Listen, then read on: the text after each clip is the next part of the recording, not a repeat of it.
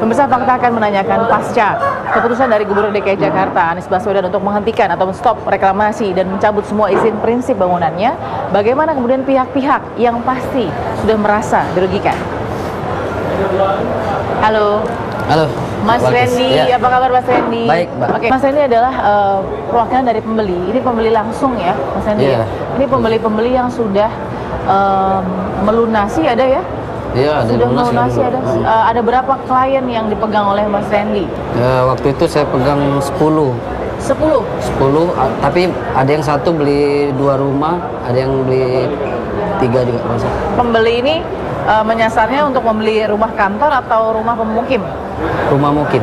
Rumah mukim. Yeah. Kita sempat lihat ya pada saat penyegelan itu ada memang permisahan antara rumah kantor atau rukan dan juga kemudian rumah pemukiman ya. Yeah. Dan ini semua disegel. Sejak penyegelan lalu kemudian tanggal 26 September 2018 resmi di stop. Penjelasan gubernur adalah stop, tidak ada negosiasi, cabut semua izinnya. Nah, Mas Randy mendengar keputusan gubernur, bagaimana tanggapannya? Ya, saya lihat putusan berupa baru declare ya dari Pak Anies ya, bahwa mencabut, menghentikan 13 pulau Ya. izin reklamasi. Disisakan 4 pulau, Pulau C, Pulau D, Pulau G, dan Pulau N. Ya.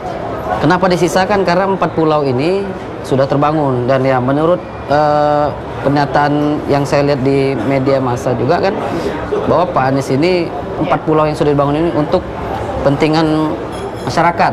Okay. Nah, ini yang kita belum tahu pentingan masyarakat seperti apa, karena ini kan sudah jadi dan sudah diperjualbelikan. Okay. Dan sudah ada konsumennya juga. Betul. Dan pernyataan Pak Anies juga kan menyebutkan bahwa menunggu Perda.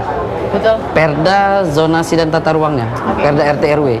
Nah, kalau zonasi ini berubah, ini akan terjadi gejolak juga konsumen.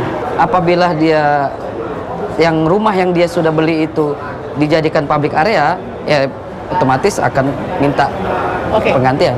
Boleh tahu tidak sebelumnya Mas Randy, berapa sih sebenarnya dari 10 klien yang Mas Randy pegang, ada berapa rumah ataupun rukan yang dibeli? Ya, total mungkin kurang lebih 12. 12 unit rumah. Boleh tahu nilai besarnya berapa? Ya, kurang lebih 36 miliar lah. 36 miliar. Berarti satunya mungkin sekitar 4 sampai 5 M. Iya. Kalau kalau keadaannya misalnya developer menyerahkan itu ke Pemprov karena merasa waktu bangun sudah mengantongi izin, bagaimana?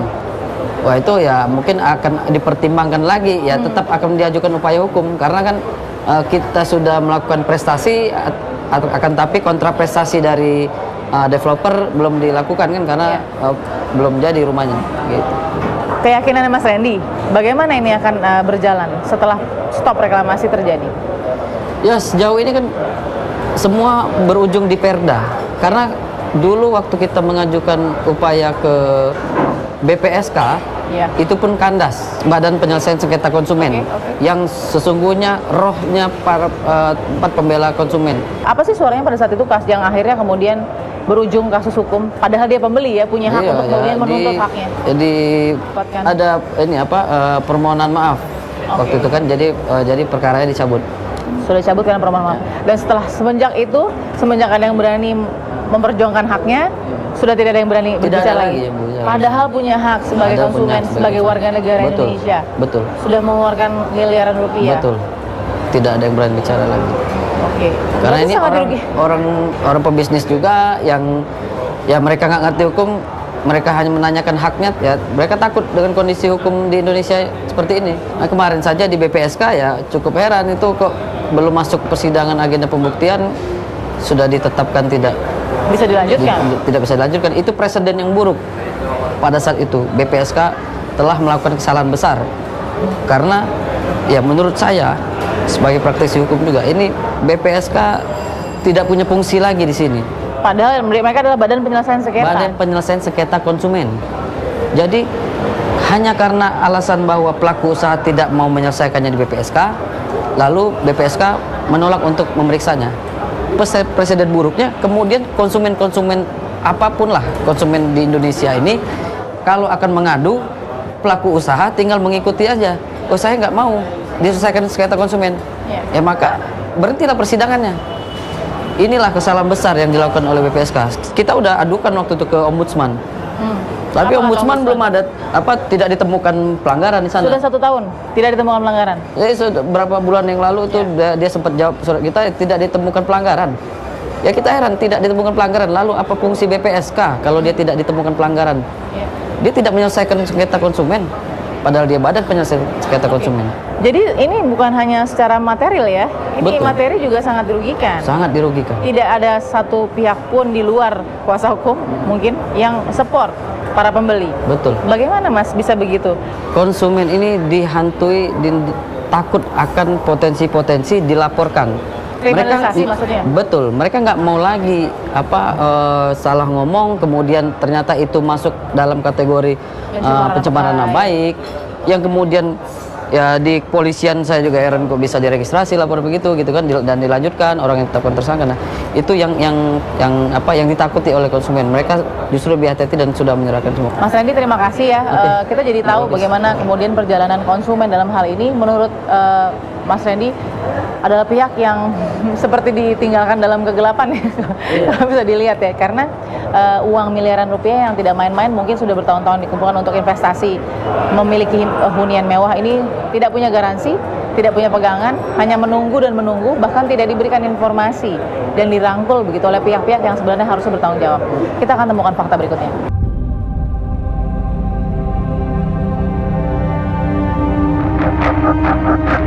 Baik, Fakta akan mencoba menghubungi pihak kuasa hukum dari pengembang pulau reklamasi.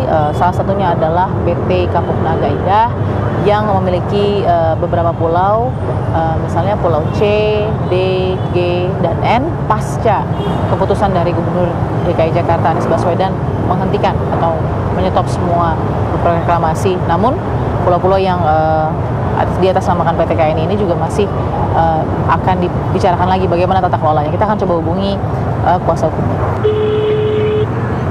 Halo Pak Kresna. Halo. Apa kabar? Apa kabar? Ya, baik. Baik. Pak Kresna nih aku cuman baca-baca artikel Pak Kresna aja nih menanggapi soal statementnya penghentian reklamasi sama Pak Anies. Aku cuma bacanya di artikel-artikel aja. Sama kita belum, ya boleh ngobrol sedikit lah ya, Pak Kresna ya. Ada tanggapan nggak? Sebenarnya per hari ini Ya. tidak dengan kapasitas untuk jawab lagi. Per hari ini sudah tidak ada kapasitas untuk menjawab soal reklamasi gitu. Ya. Kenapa tuh Pak Kresna? Tidak mewakili. Oh, tidak mewakili lagi. Oh, sudah tidak mewakili. Saudara dan lainnya mungkin. Per hari ini berarti setelah Bukan per hari ini sih sebenarnya.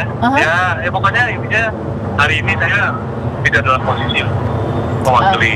Ya, demikian adalah wawancara kami dengan Kresna Wasedanto. Kresna Wasedanto ini pasca keputusan umum atau kita belum tahu ya, tapi paling tidak sudah tidak menjadi lagi pengacara atau kuasa hukum dari PT Kapuk Naga Indah, developer atau pengembang yang saat ini masih mempertanyakan juga bagaimana status Pulau C dan D-nya. Tapi bahkan dari informasi Pak Kresna sendiri, former lawyer-nya belum memberikan siapa kemudian yang memegang kuasa hukum dari PT KAI ini. Kita akan temukan fakta berikutnya.